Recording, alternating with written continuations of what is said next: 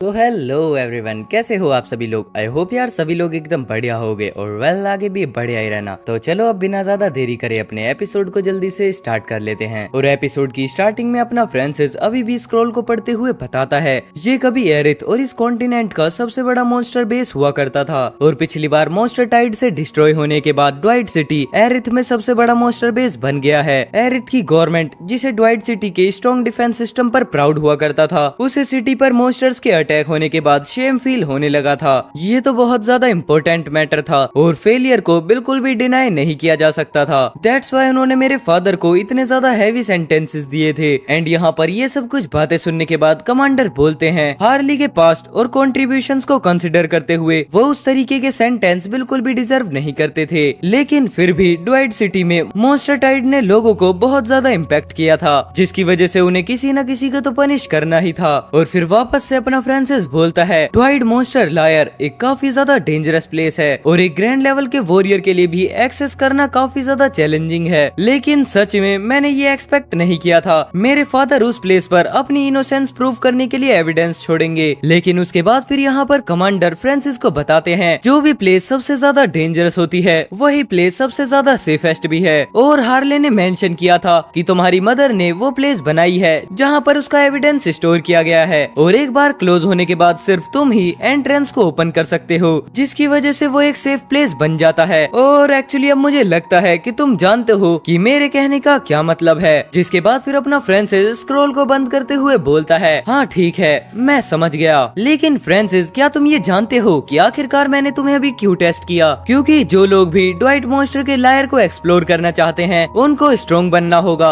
हाँ मैं समझता हूँ कमांडर डायलन, और मुझे मेरे फादर को इनोसेंट प्रूफ करने के लिए वहाँ पर जाना ही होगा। जिसके बाद फिर मैं किसी भी डेंजर से नहीं डरता हूँ। जहाँ पर फ्रांसिस की फिर ये सब कुछ बातें सुनकर कमांडर बोलते हैं चलो ठीक है, अगर तुमने वहाँ पर जाने का डिसीजन बना लिया है तो मैं अपने पूरे दिल से तुम्हें सपोर्ट करूंगा। अब तुम वापस जा सकते हो और ट्रिप के लिए रेडी हो सकते हो, और अगर तुम्हें किसी भी चीज की जरूरत हो तो तुम मुझे बता देना, लेकिन साथ ही साथ तुम अपने प्लान को दूसरों के सामने रिवील मत करना और मैं भी तुम्हारे लिए ये सब कुछ सीक्रेट रखूंगा। अब यहाँ पर ये सब कुछ बातें सुनकर अपना फ्रांसिस कमांडर डायलन को थैंक यू बोलता है। जिसके बाद यहाँ पर कमांडर डायलन हंसते हुए बोलते हैं हार्ले और मैं काफी अच्छे दोस्त थे, तो जिसकी वजह से तुम्हें बार बार मुझे बुलाने की जरूरत नहीं है। मैंने सोचा था तुम एक स्मार्ट बॉय होगे, तो तुम बताओ तुम्हें क्या लगता है कि तुम मुझे क्या कहकर बुला सकते हो? फिर उसके बाद अपना फ्रांसिस मुस्कुराते हुए बोलता है ठीक है अंकल डायलन आपका शुक्रिया। और इतना बोलने के साथ यहाँ पर फ्रांसिस वहाँ से जाने लगता है। मेरे दोस्त का लड़का अब सिर्फ लड़का नहीं रहा है, वो एक एक्सीलेंट आदमी बन चुका है। बट तभी हम देखते हैं यहाँ पर अचानक से जर्नल आ जाते हैं। कमांडर डायलन आप अभी टेस्ट के दौरान उस पर थोड़े से टफ थे, तुमने सच में उसे थोड़ा सा हर्ट कर दिया। बट वहीं पर बैठे हुए कमांडर डायलन बोलते हैं मुझे कैसे श्योर होता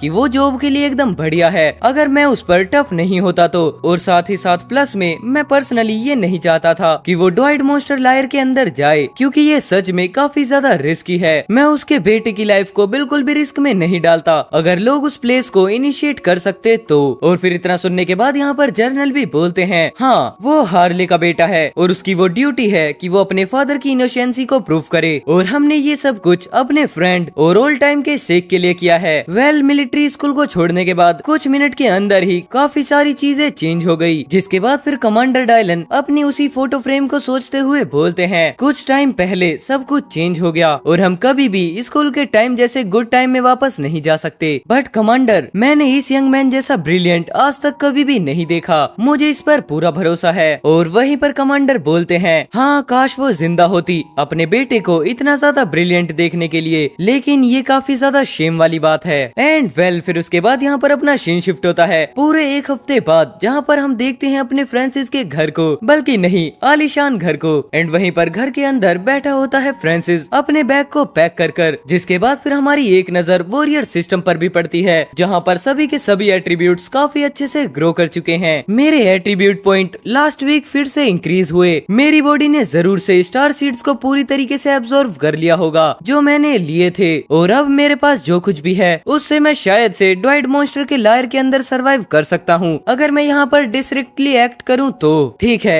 अब मैं ये कर सकता हूँ। और इतना बोलने के साथ फ्रांसिस अपने बैग को उठाकर यहाँ से जाने लगता है। मैं पूरे एक महीने के अंदर ड्वाइट मॉन्स्टर के लायर से वापस आ सकता सकता हूँ और फिर किसी को भी ये पता नहीं चलेगा कि मैं यहाँ से गया हुआ हूँ अगर मैं यहाँ से रात को चलता हूँ तो। जिसके बाद फिर हम देखते हैं यहाँ पर पास्ट में फ्रांसिस ने रोग और पॉल से बोल दिया होता है मुझे 1 महीना चाहिए जो भी मैंने प्राइवेट में गेन किया है उसे डाइजेस्ट करने के लिए। जितना सुनने के बाद यहाँ पर रोग थोड़े शॉकिंग टोन में बोलती है क्या तुम सच में ब्रेक थ्रू करने जा रहे हो। एंड उसके साथ साथ अंकल फिन भी बोलते हैं अगर तुम इम्प्रूव करते हो तो मैं ये बेट करता हूँ तो तुम जल्दी ही हमारे स्क्वाड के लीडर की जगह फिल कर दोगे। एंड अब यहाँ पर हम देखते हैं प्रेजेंट सीन जहाँ पर अपना फ्रांसिस टेरिस पर खड़े होते हुए सोचता है मुझे माफ कर देना मैं तुम्हें सच नहीं बता सकता लेकिन ये बात मेरे फादर से जुड़ी हुई है जिसकी वजह से मुझे इसे सीक्रेट रखना ही होगा। और एंड वेल इसके साथ यहाँ पर ये वाला एपिसोड खत्म हो जाता है। अब चलो बढ़ते हैं नेक्स्ट वाले एपिसोड की तरफ को। सो नेक्स्ट एपिसोड की स्टार्टिंग में हम देखते हैं अपना फ्रांसिस जैसे ही वहाँ से जाने लगता है तभी अचानक से उसके पैर के नीचे वही पपी आ जाता है। ओह तुम यहाँ पर क्या कर रहे हो? मैंने तो सोचा था कि मैंने तुम्हें मिलिट्री बेस पर छोड़ दिया था, तुम वापस कैसे आ गए? ये कैसा छोटा सा पिकुलियर क्रीचर है। एंड इतना बोलने के साथ फिर अपना फ्रांसिस पास्ट में सोचने लगता है जहाँ पर सबसे पहले वो बाथरूम में होता है और उसके बाद फिर बाथटब में। एंड उसके बाद जैसे ही वो सोता है हर जगह पर ही पपी उसके साथ होता है। ये तो बिल्कुल एक डॉग की तरह एक्ट करता है जो हर जगह मुझे फॉलो करता है। मुझे नहीं पता कि ये एक एक्चुअली में एक ऑर्डिनरी डॉग है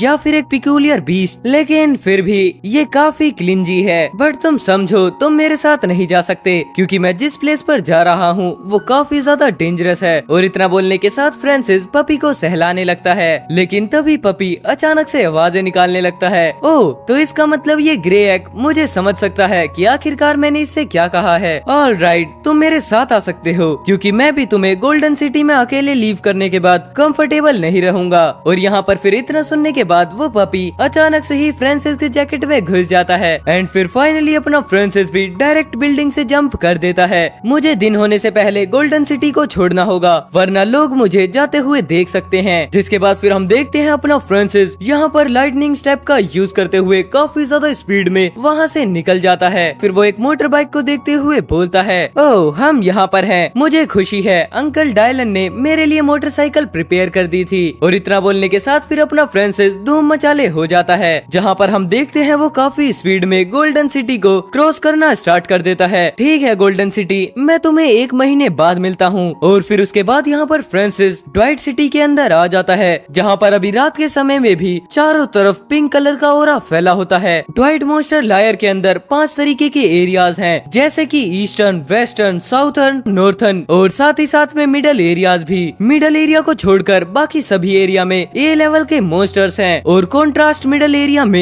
एस लेवल के मॉन्स्टर्स हैं। जिसके बाद अगर सुनी हुई बातों को देखें तो वो एक सुप्रीम लेवल के वॉरियर जितने फॉर्मिडेबल होते हैं। वो 5 एरिया हैं जहाँ पर मॉन्स्टर लायर का डेंजर काफी ज्यादा है। यहाँ तक कि बस हाई लेवल के स्टार फॉलन वॉरियर्स ही उन एरियाज में भरे हुए टॉक्सिक्स को रेजिस्ट कर सकते हैं। और फिर हम देखते हैं मैप में अपना Francis fringe of the western area के पास पहुँच चुका होता है। देखते हैं काफी ज्यादा भयानक एक सिटी को और वहीं पर दूर खड़ा हुआ अपना फ्रांसिस बाइनोकुलर्स लगाकर बोलता है मॉन्स्टर्स ने इस प्लेस को पूरे तरीके से रुइन कर दिया है जिसकी वजह से मैं उस मैप पर लगे हुए मार्क्ड रेफरेंस का स्पॉट नहीं कर पा रहा हूँ। और उसके बाद फ्रांसिस बताता है मुझे यहाँ पर आए हुए पूरे 3 दिन हो चुके हैं लेकिन मैं अभी भी एंट्रेंस को नहीं ढूंढ पाया। और इतना बोलने के साथ यहाँ पर वापस से फ्रांसिस स्क्रॉल को ओपन करते हुए देखने लगता है। यहाँ पर ये जितने भी मैप के ऊपर रेड कलर के स्पॉट्स हैं वहाँ पर ए लेवल के मॉन्स्टर्स हैं जो कि एक सीनियर ग्रैंड वॉरियर जितने स्ट्रॉन्ग हैं। यहाँ तक कि वेस्टर्न एरिया जहाँ पर इस टाइम मैं जा रहा हूँ वो भी हाईली डेंजरस है।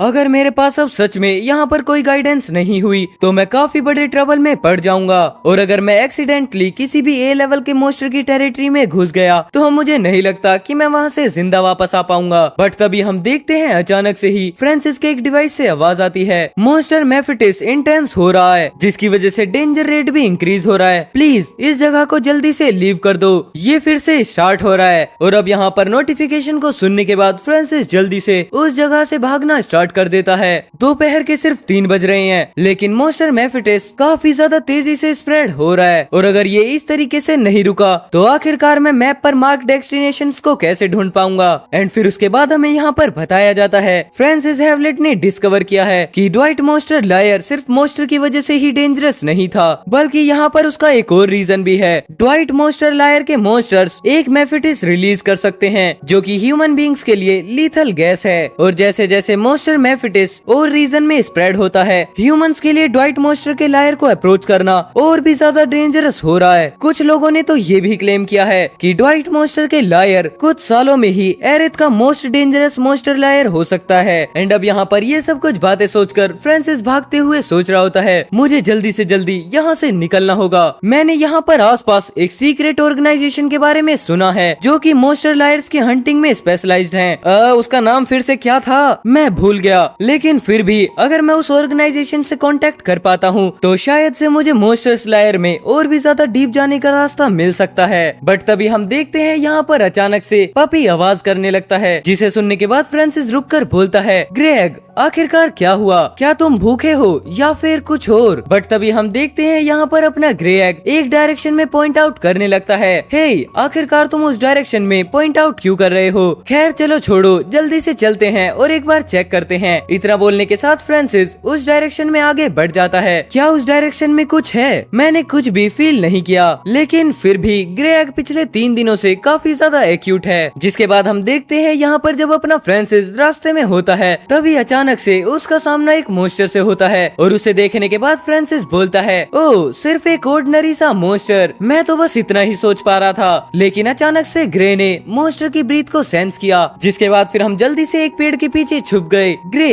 क्या यहाँ पर कोई डेंजर है? लेकिन थोड़ी देर बाद फिर वापस से फ्रांसिस आगे आकर देखता है वो मॉन्स्टर मर चुका है। ओह ये छोटा सा क्रीचर एक मॉन्स्टर की ब्रीथ को सेंस कर सकता है और ये उस चीज में काफी ज्यादा बेटर है। चलो ठीक है, मुझे पता था कि तुम कोई भी ऑर्डिनरी डॉग तो नहीं हो। क्या वो यहाँ पर है? फ्रांसिस एक पिलर का सहारा लेते हुए छुपकर ग्रे से बोलता है, वो एक छोटा सा बच्चा है। एंड फिर उसके बाद हम देखते हैं यहाँ पर काफी सारे लोग एक छोटे से बच्चे को घेर कर खड़े होते हैं। ओह छोटे बच्चे, तो तुम यहाँ पर हो? कम ऑन, तुम बताओ कि आखिरकार तुमने हमसे क्या छुपाया है, अदरवाइज हम तुम्हें मार देंगे। लेकिन तभी हम देखते हैं उस बच्चे को, ये मेरा है, मैंने इसे खुद से अर्न किया है, तो आखिरकार मैं तुम्हें उसे क्यों दूं। लेकिन तभी हम देखते हैं वो एक वॉरियर काफी ज्यादा गुस्से में आ जाता है। आखिरकार मना करने की तुम्हारी हिम्मत भी कैसे हो गई, अब मैं तुम्हारे पीस कर दूंगा। अपना फ्रांसिस हीरो एंट्री मारकर उस बच्ची को बचा लेता है। एंड यहाँ पर सिर्फ एक किक के अंदर ही फ्रांसिस 3 हंटर्स को गिरा देता है। तुम्हें शर्म आनी चाहिए, तुम सभी बड़े बड़े लोग एक छोटे से बच्चे को डरा रहे हो। लेकिन तभी वापस से वो सभी हंटर्स उठ जाते हैं। अब तुम यहाँ पर मरने वाले हो, सभी लोग इसे एक अच्छा सा लेसन सिखाओ। लेकिन तभी हम देखते हैं वो सभी खुद ही एक लेसन सीख लेते हैं। मतलब अपने फ्रांसिस से टकराओगे तो चूर चूर तो हो ही जाओगे। फिर कोई बोलता है कि क्या तुम एक ग्रैंड लेवल वॉरियर हो, बट वहीं अपना फ्रांसिस ओपी लुक में बोलता है, डूड क्या तुम ठीक हो। लेकिन तभी जैसे ही अपना फ्रांसिस पीछे मुड़ता है वो छोटा बच्चा चिल्लाकर बोलने लगता है, मैं डूड नहीं हूँ, आखिरकार तुम्हारी परेशानी क्या है। एंड फिर उसके बाद हम देखते हैं उस छोटी सी बच्ची को, अच्छा तो तुम एक लड़की हो। लेकिन वहीं वो छोटी सी बच्ची गुस्सा करते हुए बोलती है, मैं लड़की नहीं हूँ, मैं एक ग्रोन अप हूँ। लेकिन तभी हम देखते हैं वो सभी हंटर्स एक दूसरे का सहारा लेकर खड़े होते हुए बोलते हैं, आखिरकार तुम कौन हो, मतलब कि तुम इस चोर की मदद क्यों कर रहे हो। एंड अब यहाँ पर अपना फ्रांसिस भी मामले को समझ जाता है, हे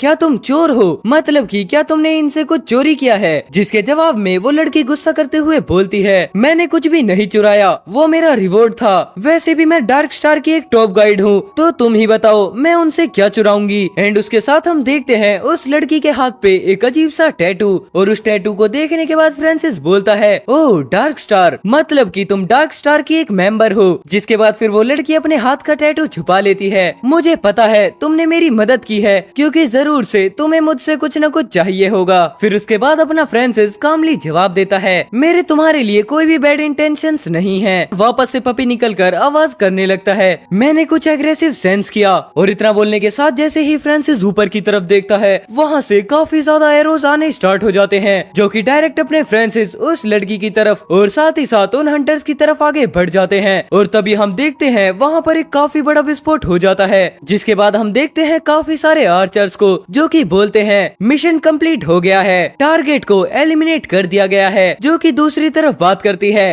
ओह चलो बढ़िया। लेकिन तभी वो वापस से किसी एक लड़की से बोलती है, माफ करना मुझे वो कॉल पिक करना पड़ा, तो हम कहाँ पर थे योवान। और उसके बाद हम देखते हैं ये लड़की कोई और नहीं बल्कि योवान होती है। और एंड वेल इसी सस्पेंस के साथ यहाँ पर ये वाला एपिसोड खत्म होता है। अब नेक्स्ट एपिसोड देखने के लिए राइट वाली वीडियो पर क्लिक कर दो।